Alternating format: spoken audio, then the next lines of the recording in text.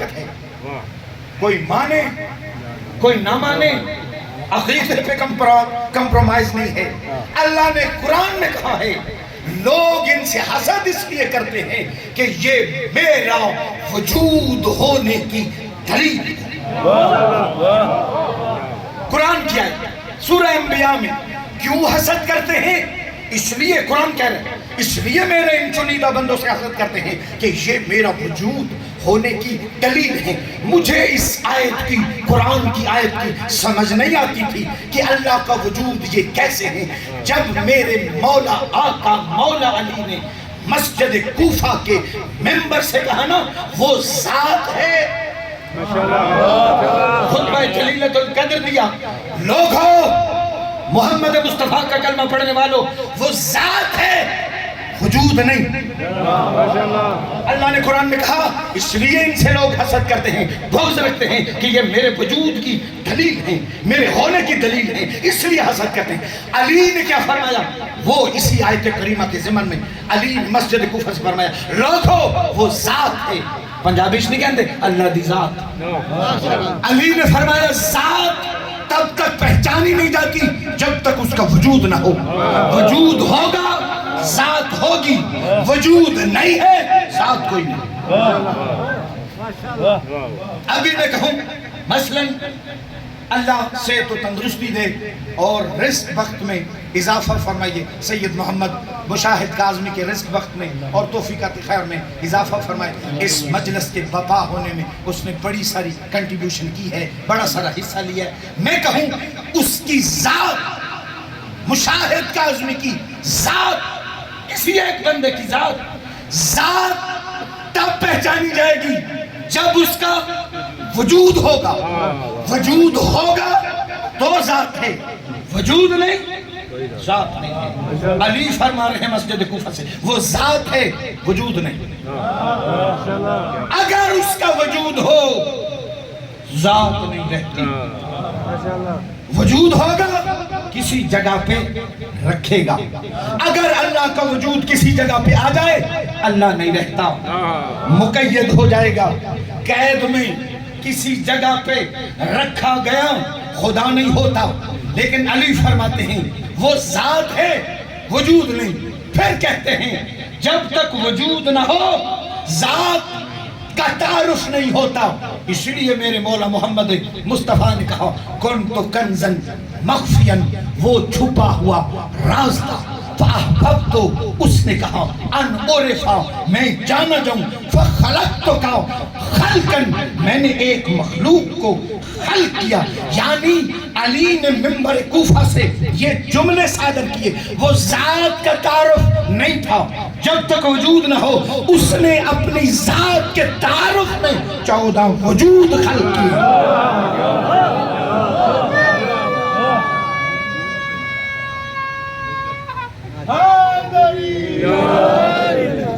ان 14 وجود مطہرہ کا ہونا اس کی ذات کے ہونے کی دلیل ہے. یہ 14 ہیں اس کی ذات پہچانی گئی ہے. ان 14 نے بتایا ہے کہ وہ ذات ہے. وہ خود کہہ رہے حدیث قدسی میں میں چھپا راز تھا، میں چھپا خزانہ تھا. میں نے اپنا خزانہ لٹوانے کے لیے آل محمد کو خلق کیا ہے تاکہ عرب کے جاہل بدو دیکھیں ان کو مانے مجھے. اپنے تعارف کے لیے میں نے ان کو خلق کیا ہے. ان ذوات گرامی کو، ان کے وجود مطہر کو میں نے اپنی ذات کے تعارف کے لیے خلق کیا. علماء سے ایک بندے نے سن رکھا تھا، آخری بات گفتگو تمام ہوئی، صلوات بھیجیے گا محمد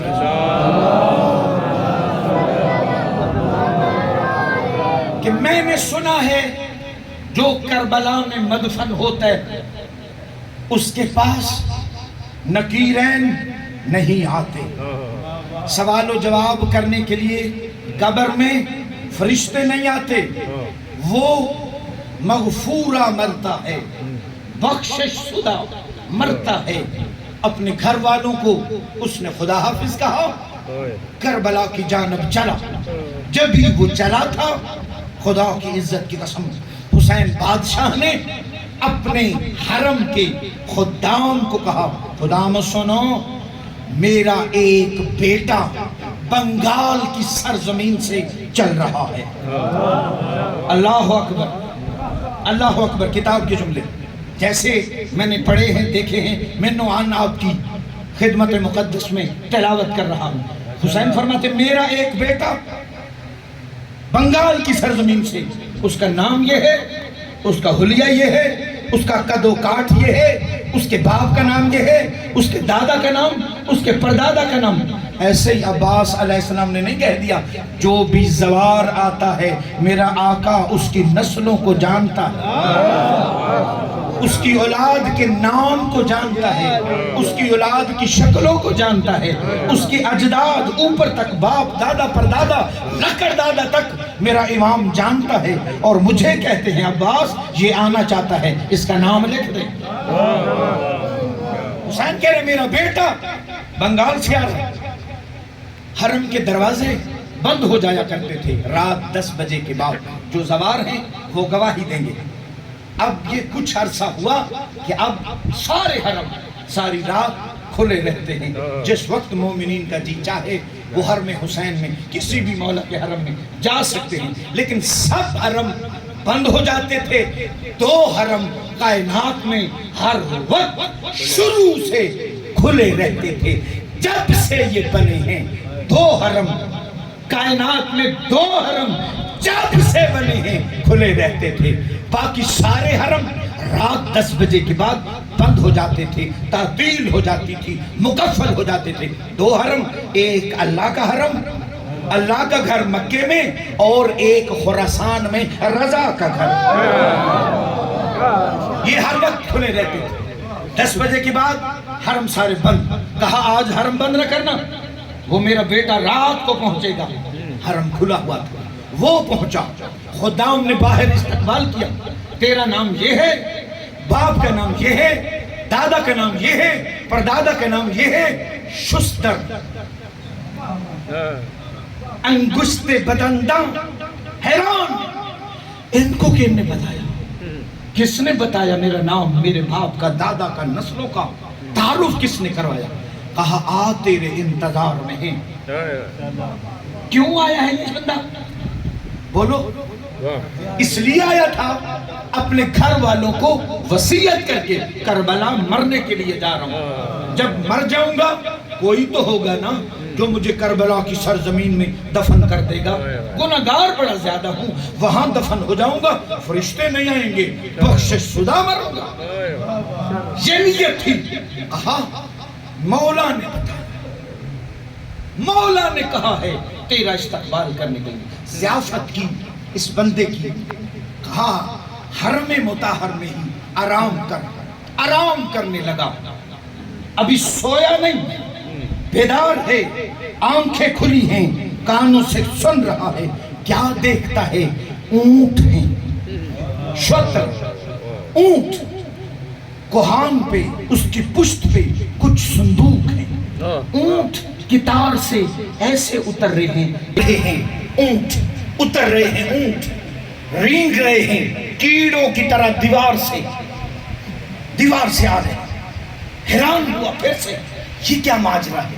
کچھ دیر اس نے کہتا ہے ہمت باندھی میں نے, ایک صندوق میں نے کھولا, اس میں مردہ تھا, اس میں کوئی مرا ہوا بندہ تھا. میں نے پوچھا کون ہے یہ, کہاں سے آیا ہے یہ مردہ, یہ میت کہاں سے آئی ہے؟ حرم مطہر سے. اللہ اکبر. میں کہہ گیا حرم اطہر سے. کس کا حرم ہے؟ حسین کا حرم.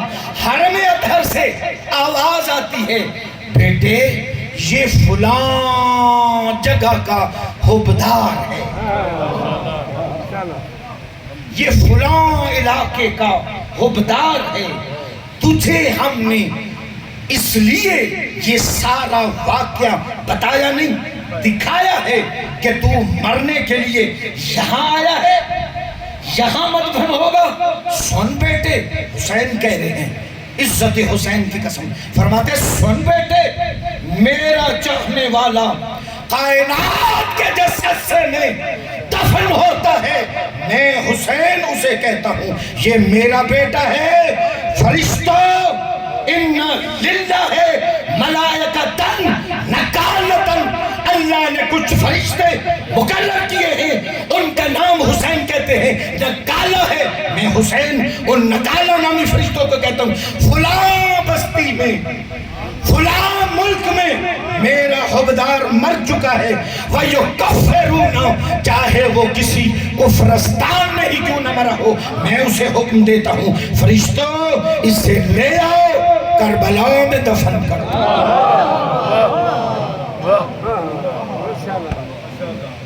اسے کربلا میں دفن کرو، یہ میرا بیٹا ہے۔ او سیدو، او مومنوں، زہرا کا بیٹا تمہیں بیٹا کہہ رہا ہے، اپنے حبدار کو بیٹا کہہ رہا ہے۔ بیٹے میں نے تجھے دکھانے کے لیے یہ بپا کیا ہے، میرا چاہنے والا کائنات کے جس حصے میں بھی ہو، میں فرشتوں کو نکالہ کو کہتا ہوں میرا بیٹا میری بیٹی فلاں ملک میں اس دنیا سے انتقال کر چکی ہے، اسے اٹھا کر میرے پاس لے آؤ۔ میں حسین اپنے پہلو میں اکبر کے ساتھ اسے جگہ دیتا ہوں۔ اتنا مقام آپ کا، اتنا مقام حسین کے ولایت کا اقرار کرنے والیوں کا، اپنا مقام پہچاننے، یہ کیوں حسین کو مقام اتنا ملا ہے؟ اس لیے یہ حسین کو مقام ملا ہے کہ اس نے فرشتوں کی ڈیوٹیاں لگا رکھی ہیں، اور رسن الکتابہ، وہ حسین وارث کتاب ہے، وہ وارث زمانہ ہے۔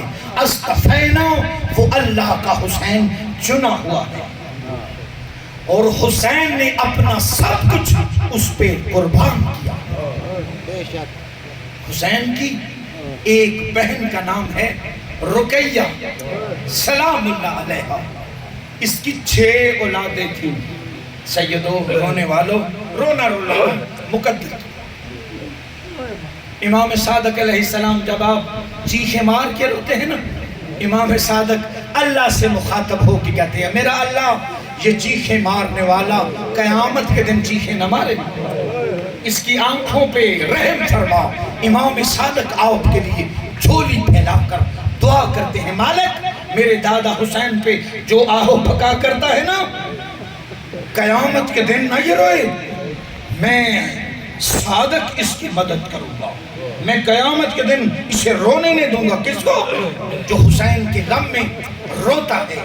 خدا کی عزت کی قسم، حسین کی بہن رقیہ، مقتل میں اس کی 6 اولادیں، رقیہ کا بڑا خرچہ ہوا ہے، عباس کی بہن کا دین بچانے کے لیے بڑا خرچہ ہوا ہے۔ اس کی 6 اولادیں ہیں، 6 کی 6 اس نے قربان کر دی ہیں محمد کا دین بچانے کے لیے۔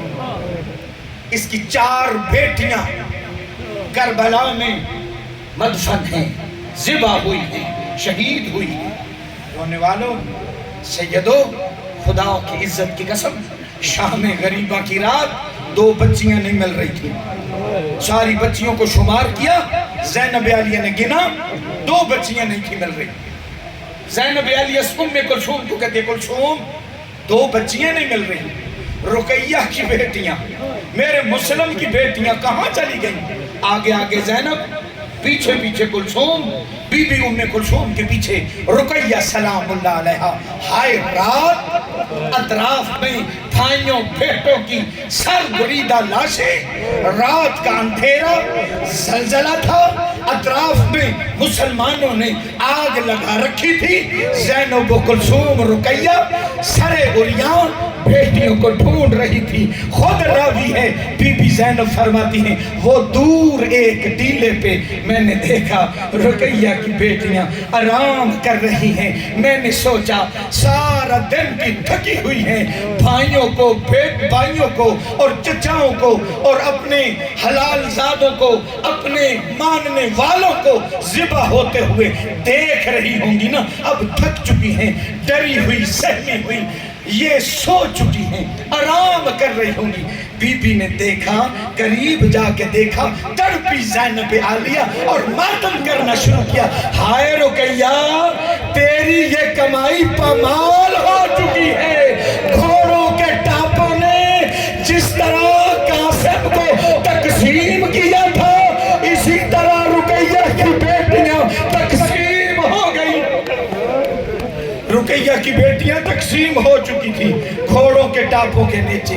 2 بیٹیاں پھر راستے میں تقسیم ہو گئی. 4 اولادیں اور 2 اولادیں رقیہ کی کوفے میں. باپ سے ملنے کے لیے یہ مدینے سے نکلے تھے. آخری بات کرتا ہوں, مصیبت کا جملہ کہتا ہوں. ملاقات کرنے کے لیے باپ سے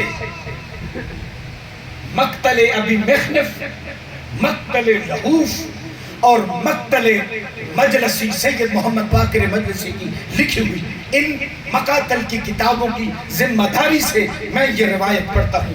امام فرماتے ہیں یہ امام کی روایت ہے, امام موسیٰ کاظمی اور امام رضا کی بھی, امام محمد تقی کی. ان مقاتل کی کتابوں میں روایت موجود ہے. امام فرماتے ہیں 4 مظلوم غریب بڑے گزرے ہیں, زیادہ جو خاندان محمد میں ہیں. پہلے غریب کا نام ہے سجاد, یہ مسلم کے بیٹے. امام فرماتے ہیں یہ سجاد کی غربت کے وارث ہیں. مولا یہ سجاد کی غربت کے کیسے وارث ہیں؟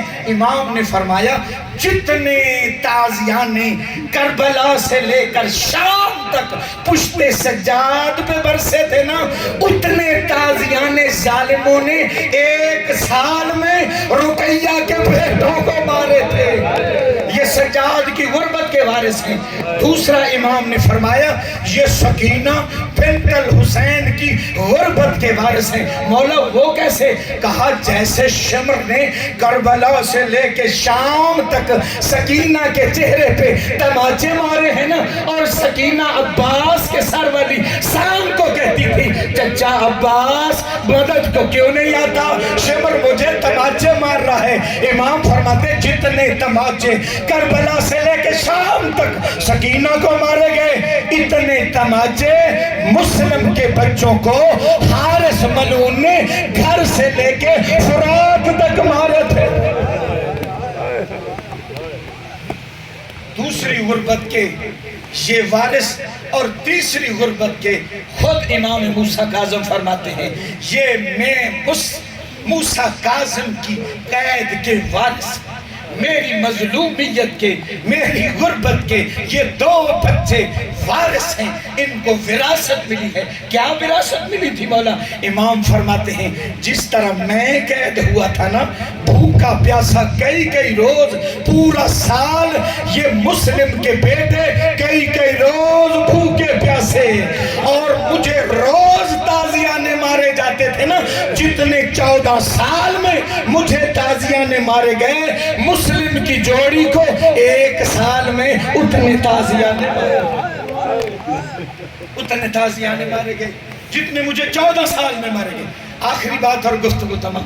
سیدو مومنو یہ امام کی حسین کی غربت کے وارث ہیں. امام کاظم نے فرمایا جیسے حسین کو کند خنجر سے ذبح کیا, اسی طرح فرات کے کنارے پہ مسلم کے بیٹوں کو, رقیہ کی جوڑی کو کند خنجر سے ذبح کیا تھا. یہ حسین کی غربت کے وارث ہیں. اور آخری بات یہ جب حارث ملعون کو بچے یہ مل گئے نا, خدا کی عزت کی قسم رات قید میں رہے, پھر اس نے صبح ان بچوں کو قتل کرنے کے لیے لے آیا. کہاں تھے آپ سنتے رہتے ہیں نا, یہ چھت پر تھے.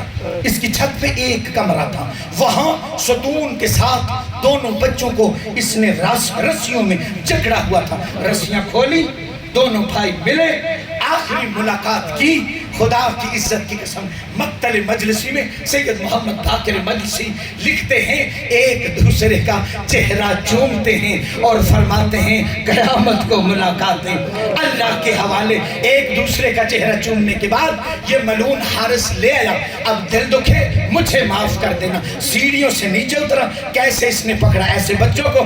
نہیں, عزت حسین کی قسم ایک کو دائیں ہاتھ سے دوسرے کو بائیں ہاتھ سے بالوں سے پکڑا. اس نے ایسے سیڑھیوں سے لے آیا ہے, نیچے اتار کے اس نے تازیانے برسائے, تھپڑ برسائے. زہرا فرماتی ہیں میرے ان یتیموں پہ اتنے تھپڑ برسائے کہ ان کے چہروں کے رنگ تبدیل ہو چکے تھے, سیاہ ہو چکے تھے.